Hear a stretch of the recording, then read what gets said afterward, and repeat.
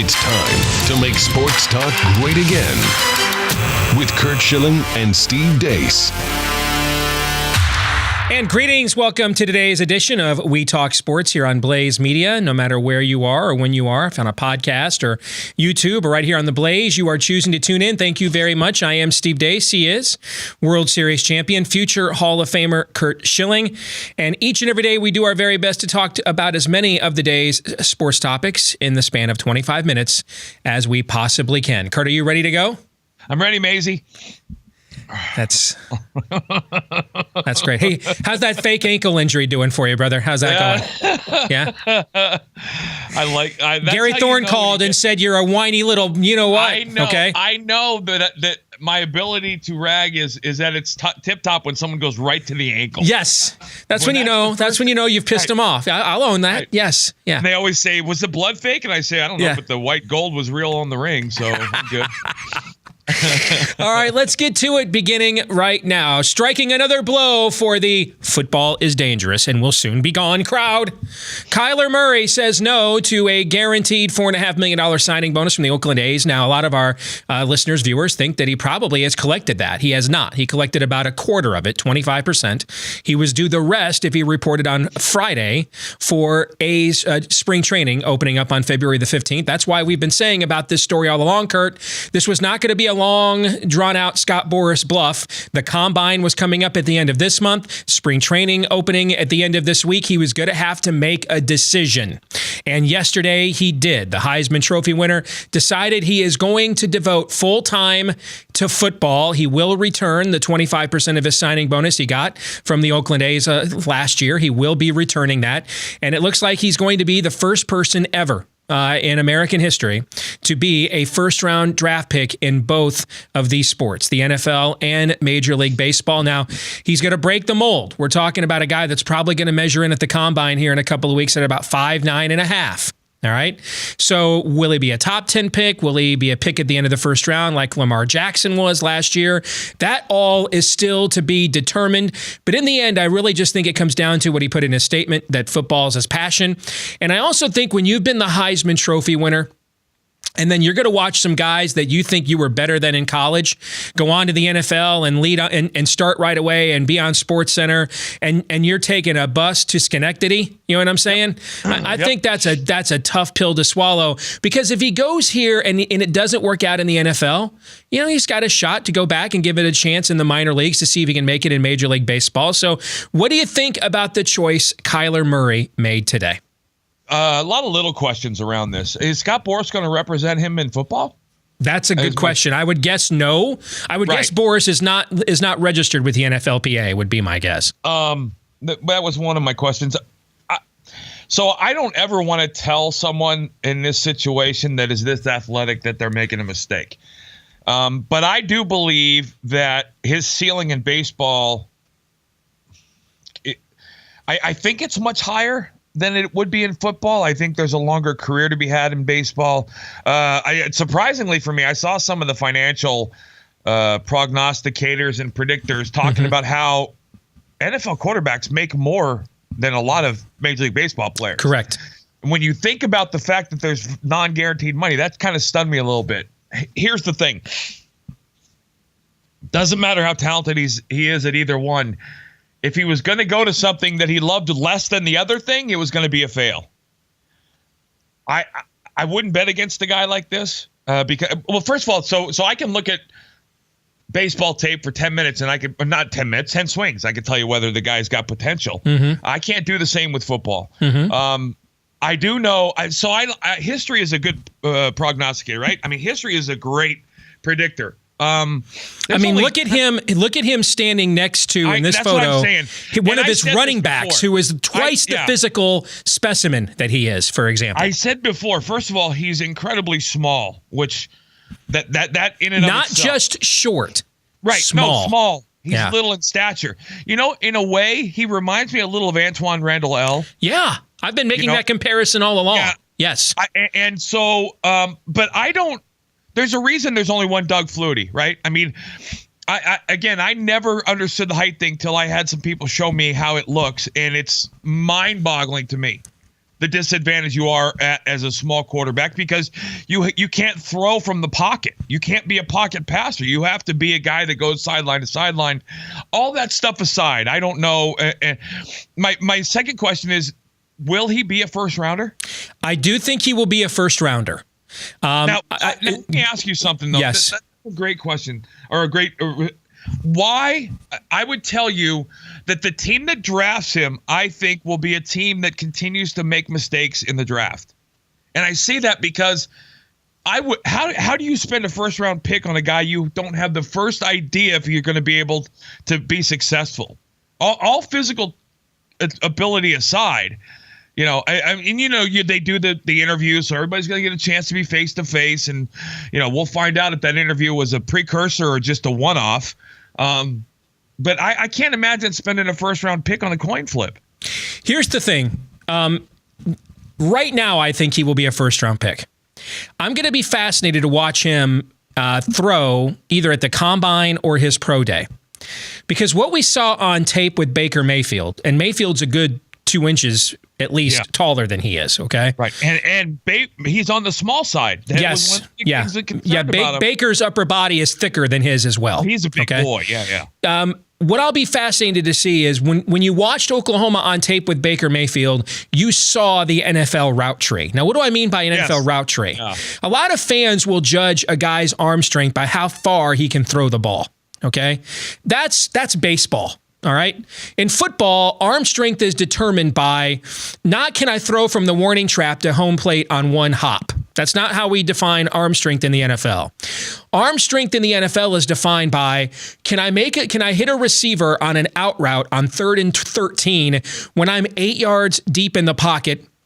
I've got, junk going on all around me. And can I drop that ball right between the corner and the safety where only my guy can catch it and move the chains? That's what we're talking about. The difference is that arm strength in football is really about velocity more than anything, in my opinion, because it's about being able anybody can anybody within relative skill set can get the ball to that route. It's how quickly you can get the ball to that route. Yeah, it's the speed of your delivery. I would agree. Yeah, right. Because by the time the ball gets there, the guys, if you don't have a strong arm, the window's closed. Drew Brees did this before a lot of the rules were changed in the NFL that allowed maybe a quarterback at 6'2" or smaller to succeed.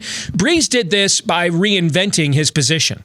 He did this by essentially becoming, I would say, the greatest anticipatory thrower in NFL history. We invented the phrase throwing guys open because of Drew Brees, meaning that, Brees' entire game was throwing the ball to spots, anticipating when a guy would be open because he couldn't sit back there and see all the way down the field in the pocket.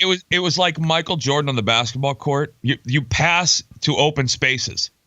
I would say more like a Larry Bird, maybe, exactly, or Magic on the basketball court. Yeah. Right. Now the thing with Russell Wilson, and everybody makes that comparison, and if you're a longtime viewer of our show, you'll recall we had a side by side of these two a couple of months ago, and in terms of their body type, they're not even close to one another. Russell Wilson's a lot more put together than Kyler Murray is, and some will say, well, Wilson's an NFL veteran, but when you look at the frame right there on Murray that we just showed, there's not 20. He can't carry 20 more pounds on that frame.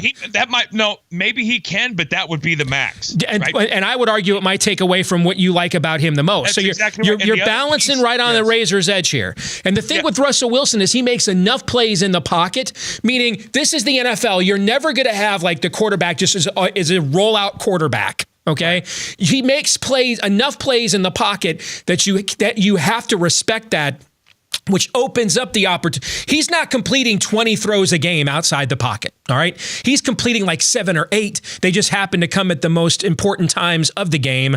And that may be what you're hoping for Kyler Murray. But what I want to see is, can he throw those deep routes? Can he throw the deep outs, the deep ends? Yeah. All right, the routes that determine. The Rams went to the Super Bowl this year, and in their last 6 games, I think it was, Jared Goff didn't have a completion over 42 yards. Right. Okay, so that's where games are won in the National Football League, and I I kind of thought I didn't see that from him as much as I saw that from Baker Mayfield. The anticipatory throws, things of that nature. So I will be fascinated to see how that is evaluated. But I do believe, as it stands right now, he will be a first-round pick in the NFL draft. So one of the things that I've tried to, and you know this about me, I if I don't know something, I try to talk to people or I'll study because I want to get smarter about this. One of the things that I've had conversations with is Kyler Murray will not have the ability to be a pocket passer because of his size, which completely changes his ability to sell the play action. Agreed.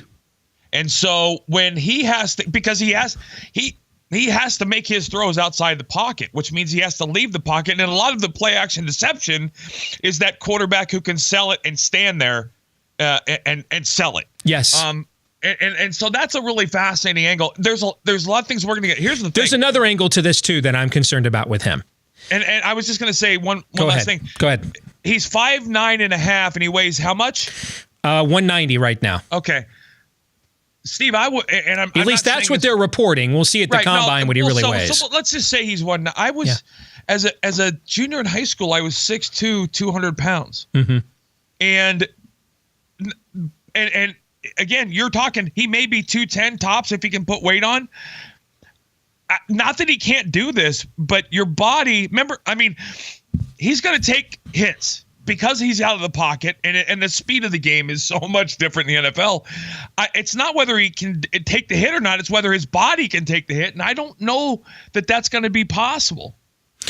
Well, and everybody wants to point to, well, look what the Ravens did with Lamar Jackson when they got to the playoffs.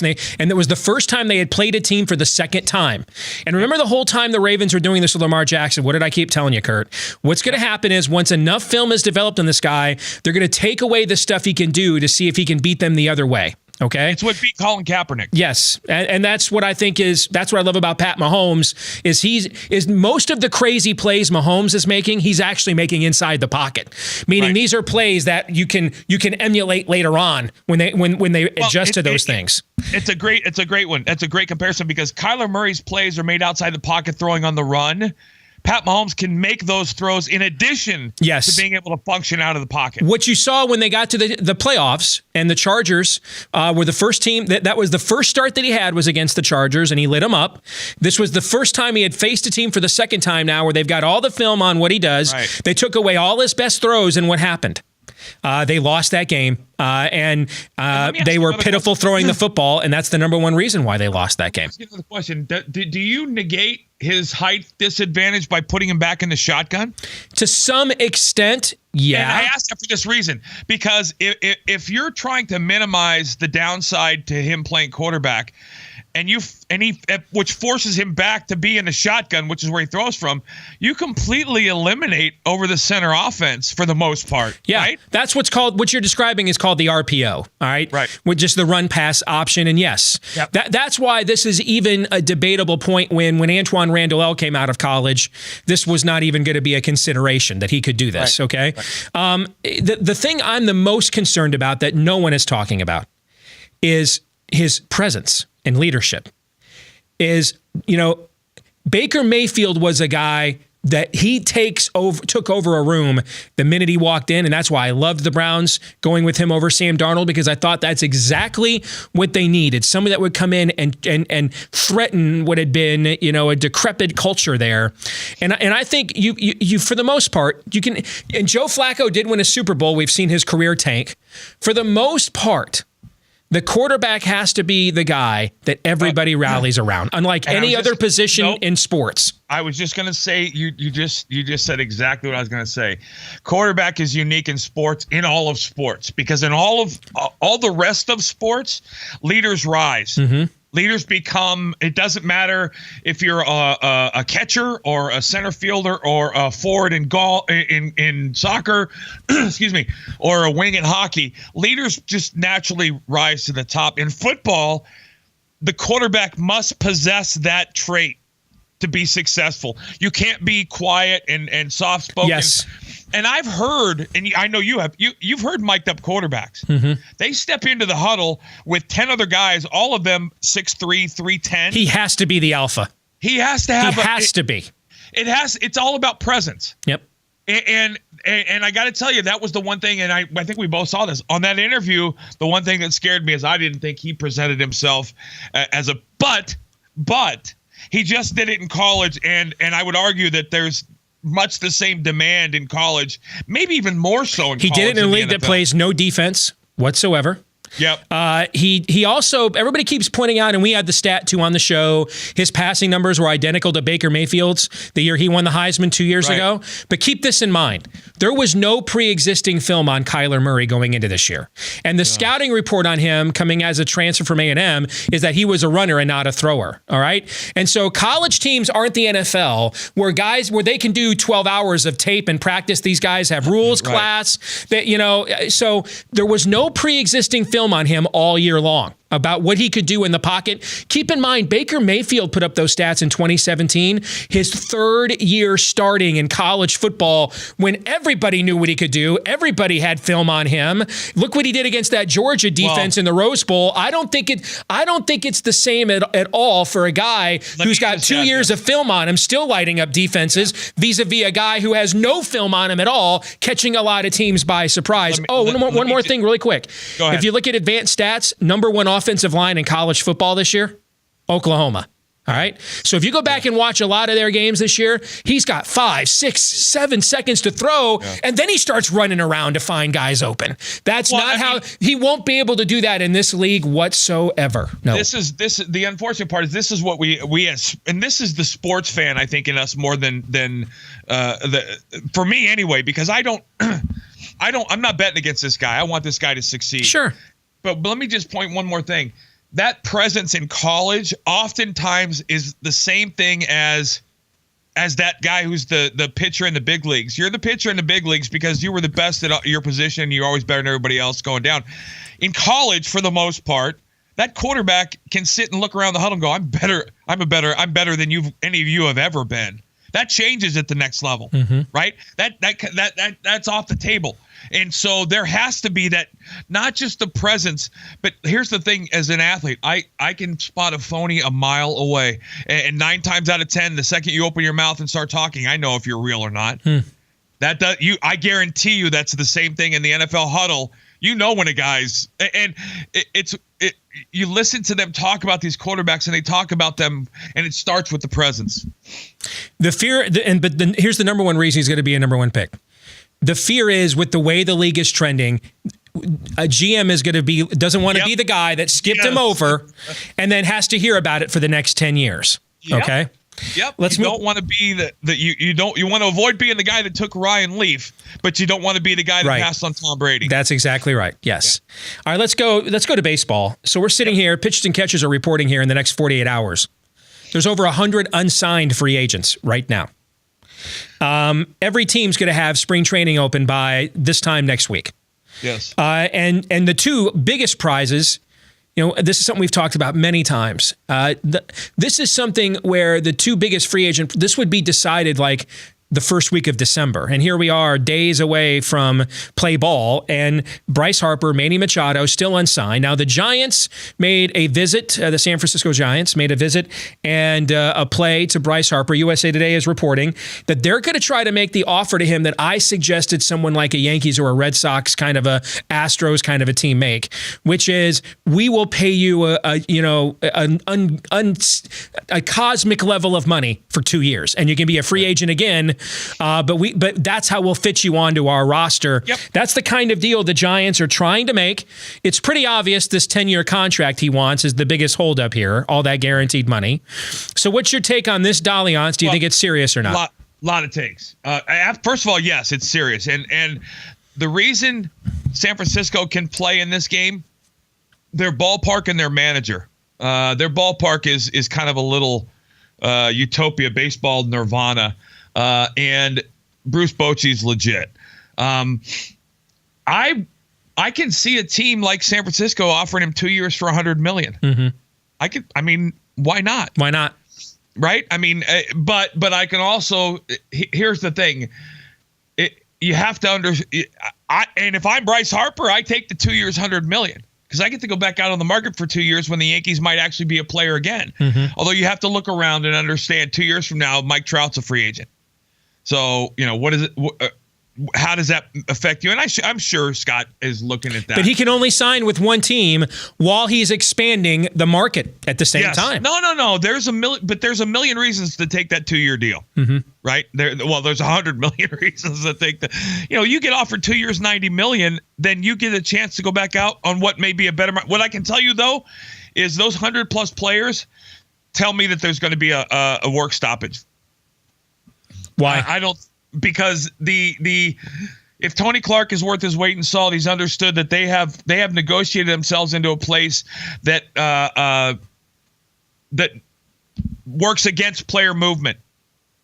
Bottom line, you can't do those things. You can't make the market stagnant because of the rules. You make the market stagnant because of lack of players. Listen. We talked about this for about a year and a half. Can you think in the last 10 years of a bigger name free agent?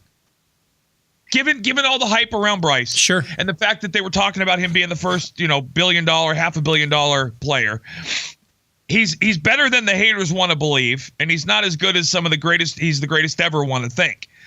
But he's up there. But can you think of a bigger name and less enthusiasm over the winter? I mean, this is a page 3 story the entire winter. Right. And then the Hot Stove League used to be something every bit as big as the NFL Combine Day, but you had it all winter long. And so things are being killed. That's neither here nor there for this discussion. I would tell you this as a Phillies fan. If I'm a Phillies fan, the only way the Phillies lose is if they don't try hard enough. Or there's something there that he doesn't like. I was just going to say, should we start asking the question, like if I was doing a local show in Philly today, the show I would be doing is, shouldn't we start asking the question? He just doesn't want to sign here. Yes, we've been the team that's agreed to the 10-year deal and had this on the table the entire time. He just doesn't want to play here. There's a couple things in play here. I think when Mr. Middleton came out and said we're going to spend stupid money, you open yourself up. You can't lose a player due to a contract if you say that, right? You have to be at the top, and maybe they are. Number one. Number two, I'm not so sure that the Phillies, after they made the trade for Real Muto, which I think is a great deal, I'm not so sure that they aren't looking 720 days away from now when Mike Trout becomes a free agent. I don't know that you can, and that there's a lot of things that have to happen. He's not going to re-sign with Anaheim. I don't think that's even remotely an option. So if you believe that, and you know that, I can tell you this and you know this without knowing it. We all talk as players. Everybody knows whether he's going to sign back with the Angels or not. Everybody knows. Yeah, his agent is not. That's not the only player he represents, for example. Yes. I mean, if you go back to the Kyler Murray story, the guy that's represented. Actually, I know the answer to your Scott Boras question, and it's no. His NFL agent is Cliff Kingsbury's agent, the new coach of the Arizona Cardinals, who said when he was coaching at Texas Tech last year, he'd make Kyler Murray the number 1 pick in the draft. Well, who has the number 1 pick in the draft? The Arizona Cardinals. Can you imagine? So would they dump Josh Rosen? Now, I've never been a Josh Rosen guy. No, but I'm saying, can you imagine if I can't. Well, you know what? And I said this, and I believe this. If he gets picked in the upper half of the first round, Steve, he's going to get picked by a team that has failed time and time again in the draft for doing stupid things. That's not to say he's not a play. I think he could potentially be a value as a top half pick. I don't think he is today. And the Cardinals are close enough. A couple different play, in my opinion. I was on that bandwagon last year, and they ended up with the number 1 pick. But I think that I don't think they can afford to make that mistake because there is no draft in sports where you get penalized as much as the NFL for failing to make a good pick in the first round. So why wouldn't your boy Theo Epstein come right in now and say, hey, if you're even entertaining this with the Giants, why don't you come over here and win the National League pennant with us? Why wouldn't you do that? Because I don't think he wants to enter. There's a lot of little things that are come to play. This guy's a very big personality. That's not a bad thing. Okay. But you look at what they built in Chicago. Okay. They've got a nucleus of guys that kind of all came up. Okay. Then why not the old Nats come back with the pitching staff they have?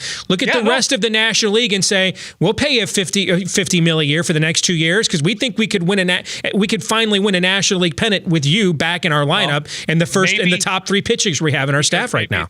maybe the Nats know some things about this whole situation that nobody else knows, and it's not something that they want to go out on the limb for. And that's why, so that explains him, you know. So the Machado thing, you and I both agree. The comments that came out, you know, at the end of the year. But again, are those convenient excuses, false objections here? Yes. No. Okay. This is. And I'm not saying this with an aggressive mindset or a mad disappointment. The owners are colluding again. There's just no possible way that it's not going to be provable. Now, I don't know if that's illegal collusion, but they're clearly on the same page, because there's always one exception. There's always somebody who breaks out the mold, breaks the rules, and does something stupid.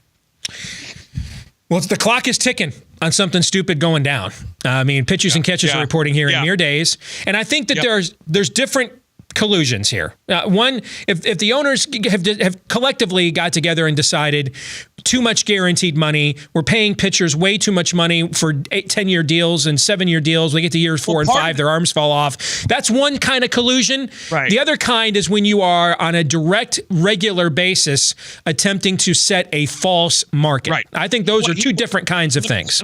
Collusion is 3 or 4 teams in on the bidding that one of them calls the other one and says, you know, hey, they're telling us you're offering X, right? And we're I mean, is that right? And the other team saying, no, that's not even remotely true. Right. And they're both like, well, you know what? Let's just back off and let this thing die down a little bit, because this is stupid.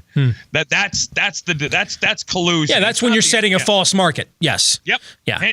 And Scott Boras is that guy who gets a guy to sign for 10 years, $270 million, when no one else is offering more than 5 and 120. Great stuff, Curt. We'll do this again tomorrow. Several topics that are going to be leftovers. We'll try to get to as many of them tomorrow as we possibly can. The Fields thing and the Kareem Hunt thing are definitely conversations I'm going to have with you tomorrow. Yeah, we will be definitely put them at the top of the list, barring any other breaking news, right here on The Blaze. Take care, buddy.